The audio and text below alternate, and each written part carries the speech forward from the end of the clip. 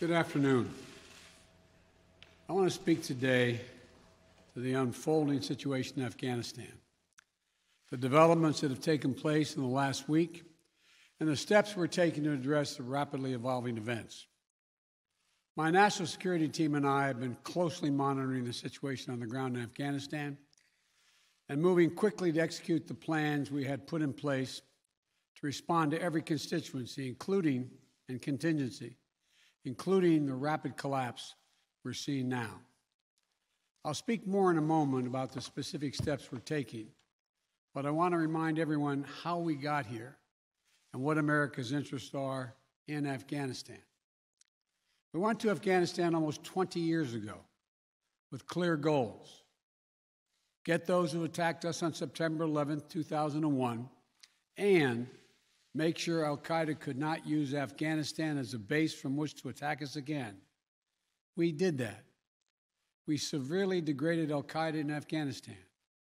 We never gave up the hunt for Osama bin Laden, and we got him. That was a decade ago. Our mission in Afghanistan was never supposed to have been nation building. It was never supposed to be creating a unified, centralized democracy. Our only vital national interest in Afghanistan remains today what it has always been: preventing a terrorist attack on America's homeland. I've argued for many years that our mission should be narrowly focused on counterterrorism, not counterinsurgency or nation building. That's why I opposed the surge when it was proposed in 2009 when I was vice president. And that's why, as president, I'm adamant that we focus on the threats we face today in 2021, not yesterday's threats. Today, the terrorist threat has metastasized well beyond Afghanistan. Al-Shabaab in Somalia, al-Qaeda in the Arabian Peninsula, al-Nusra in Syria, ISIS attempting to create a caliphate in Syria and Iraq, and establishing affiliates in multiple countries in Africa and Asia. These threats warrant our attention and our resources. We conduct effective counterterrorism missions against terrorist groups in multiple countries where we don't have permanent military presence.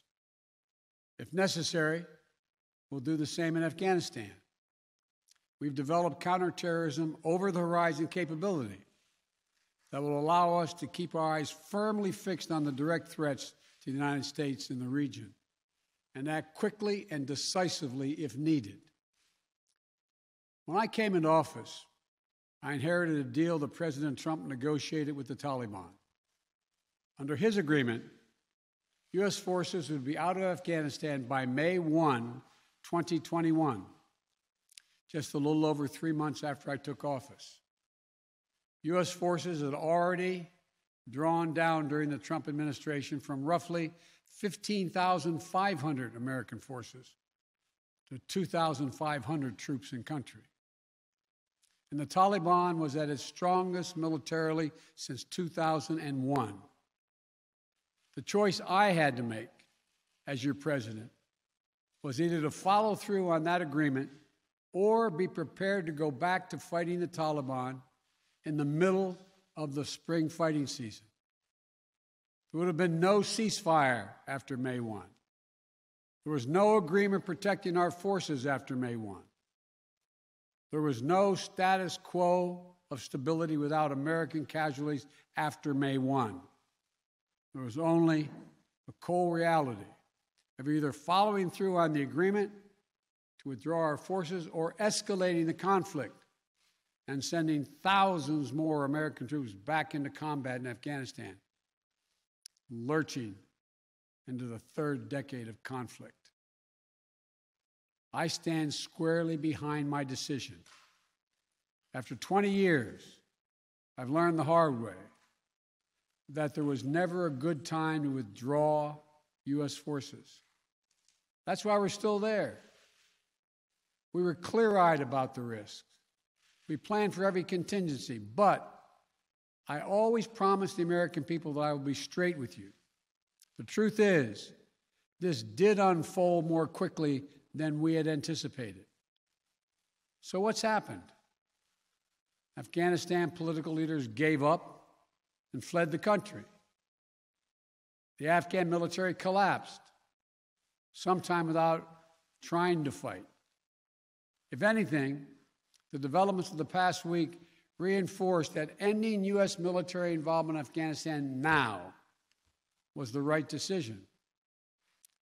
American troops cannot and should not be fighting in a war and dying in a war that Afghan forces are not willing to fight for themselves.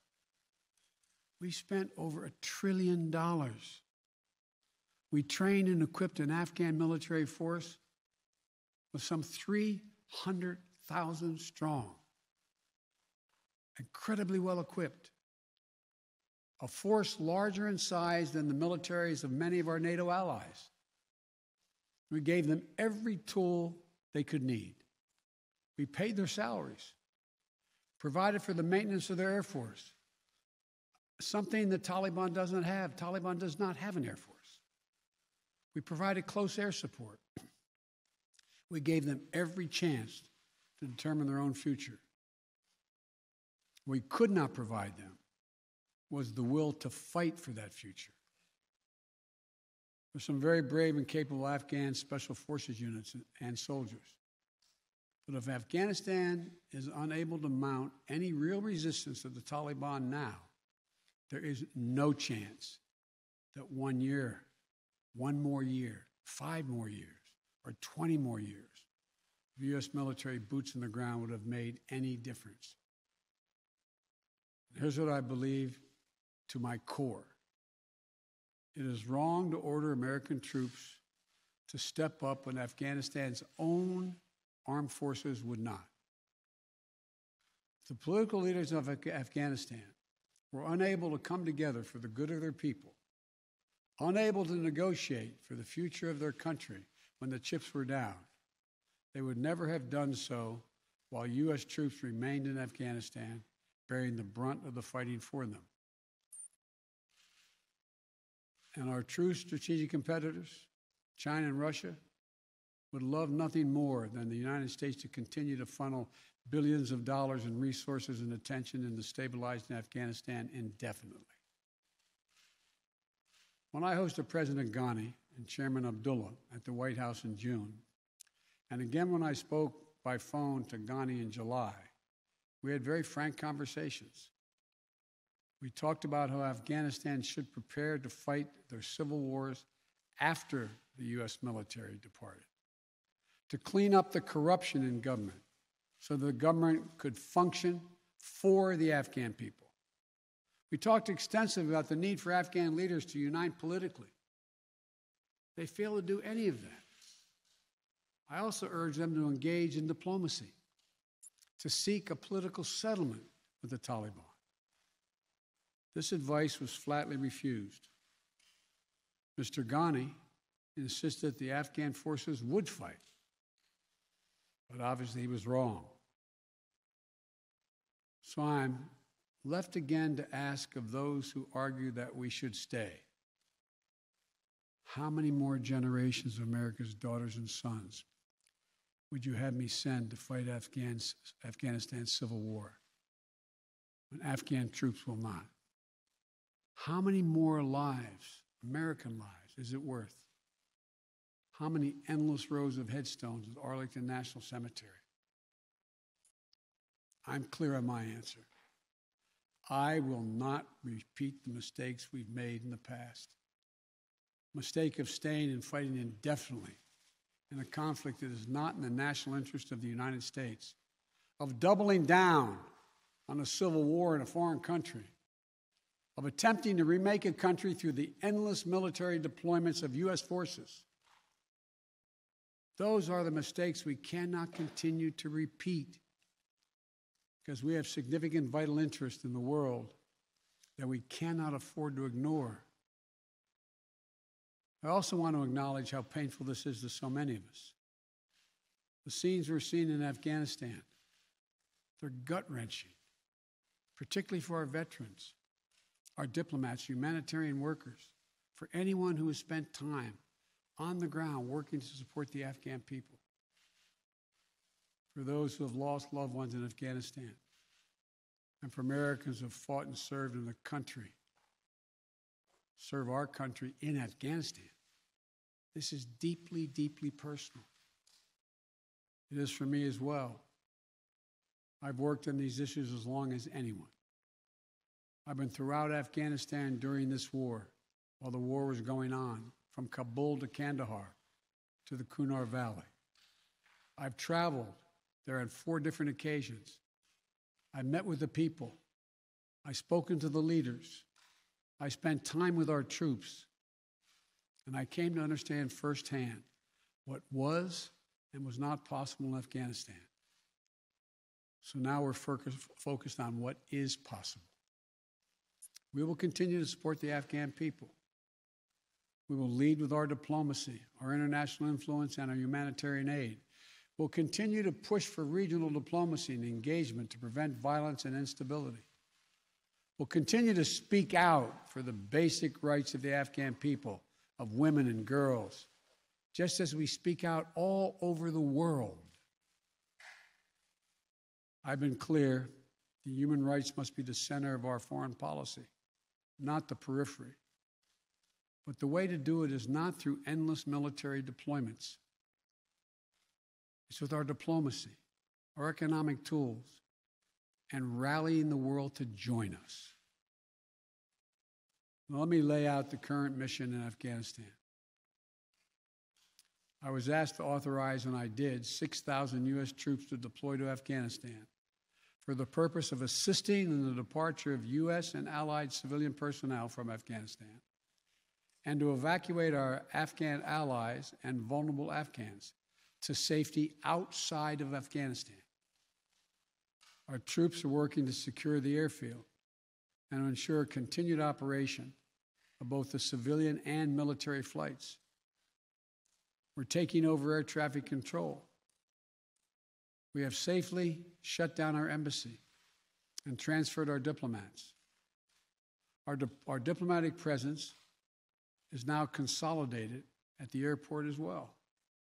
Over the coming days, we intend to transport out thousands of American citizens who have been living and working in Afghanistan.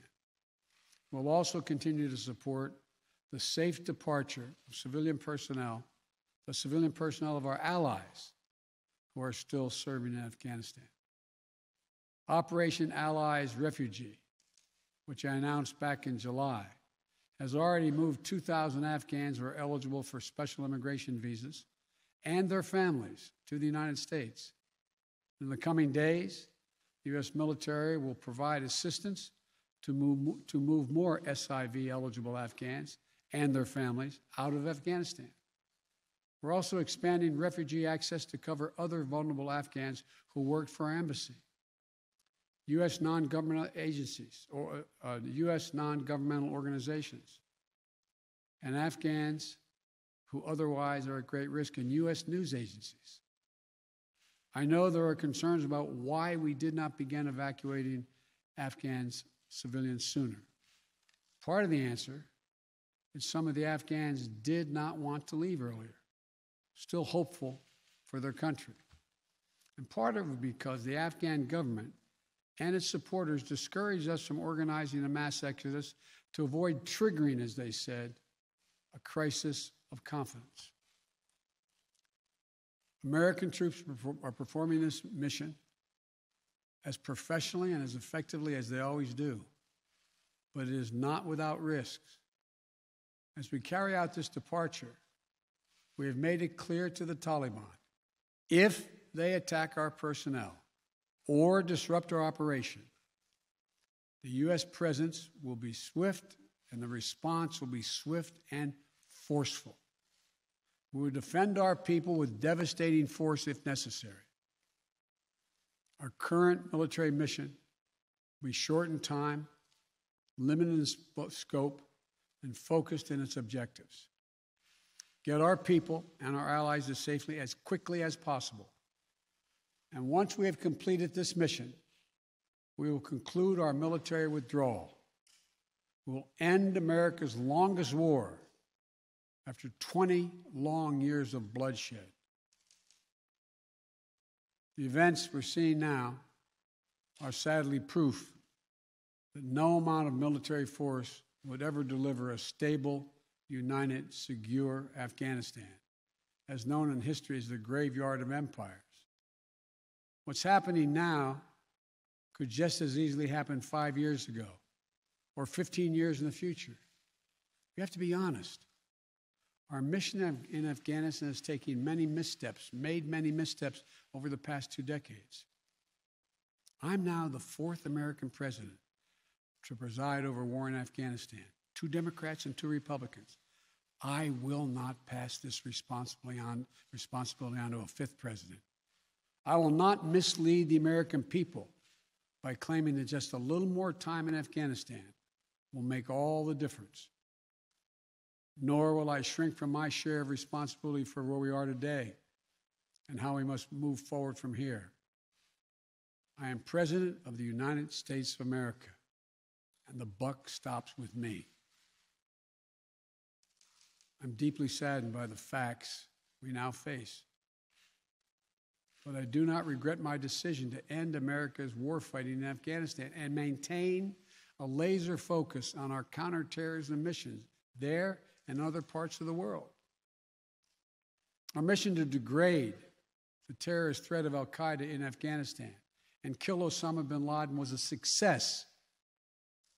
Our decades-long effort to overcome centuries of history and permanently change and remake Afghanistan was not, and I wrote and believed it never could be. I cannot and will not ask our troops to fight on endlessly in another country's civil war, taking casualties, suffering life-shattering injuries, leaving families broken by grief and loss.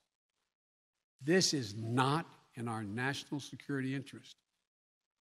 It is not what the American people want. It is not what our troops, who have sacrificed so much over the past 2 decades, deserve. I made a commitment to the American people when I ran for president that I would bring America's military involvement in Afghanistan to an end. While it's been hard and messy, and yes, far from perfect, I've honored that commitment. More importantly, I made a commitment to the brave men and women who serve this nation that I wasn't going to ask them to continue to risk their lives in a military action that should have ended long ago. Our leaders did that in Vietnam when I got here as a young man. I will not do it in Afghanistan. I know my decision will be criticized, but I would rather take all that criticism than pass this decision on to another president of the United States, yet another one, a 5th one, because it's the right one, it's the right decision for our people, the right one for our brave service members who risk their lives serving our nation, and it's the right one for America. Thank you. May God protect our troops, our diplomats, and all brave Americans serving in harm's way.